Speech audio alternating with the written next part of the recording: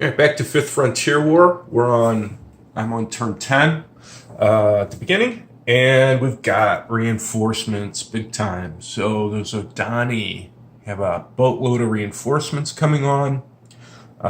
So the Imperials get some as well. They do basically a random draw each turn or a random die roll, and they're going to have some coming on as well.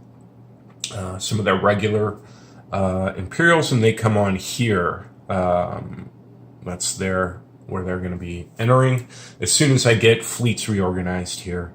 I've got one fleet counter here. I think I'm going to disband this fleet after this turn, so I'll get another one. I've got some one really good, or one decent, not really good, but decent admiral there, and one really poor admiral. In terms of plotting, he's good tactically, not good as far as plotting. He's a 4 rated admiral. What happened? Well, between kind of my last one, the Sword Worlders made a mistake.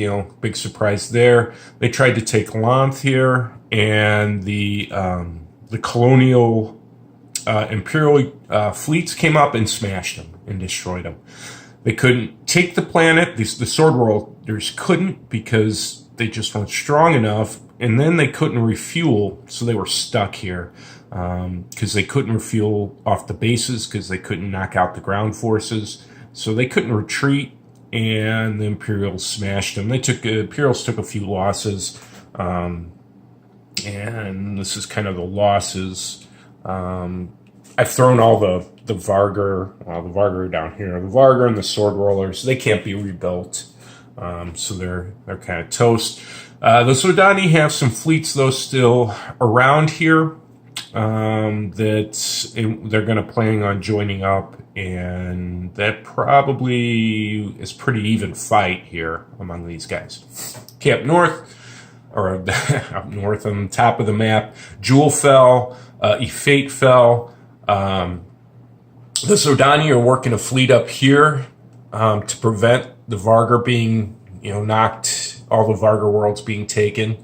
They have a superior force to the Imperial fleet there, so that should be interesting how that plays out.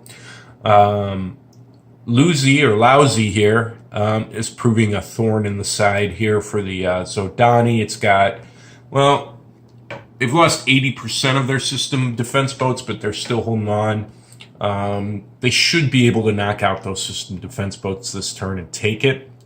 The 40th fleet's up here. They're going to start moving down and looking to take these other worlds here as well. So that's kind of where we're at.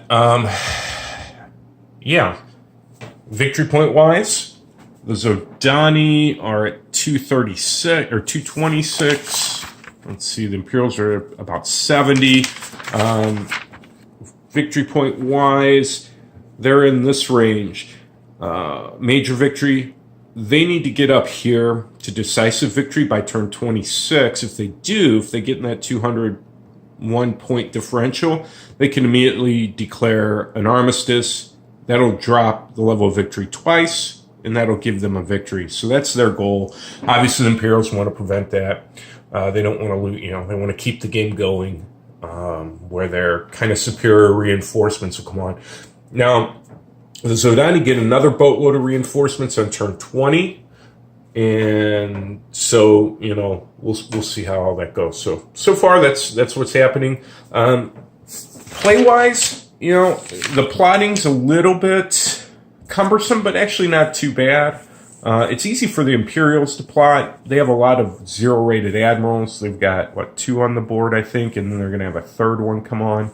The Sudai is a little more challenging to do plot-wise, but, it's not too bad here. Gameplay goes pretty swiftly once you plot it and do your movement. So, the turns don't take terribly long to do. If there's a big battle like there was here, even that doesn't take all that long. It's more, it's the planning is the important part in this game. Planning your moves in advance, determining how long it takes to take this stuff and what kind of force you need to bring to bear to knock out these tougher tougher defended worlds, which I screwed up earlier with Jewel and Lousy as well. And then, of course, the Sword Worlders down here screwed up trying to take Lanth. They also, same with, they thought they could take Villas. Well, they need help to take this stuff, or they need to just combine their fleets.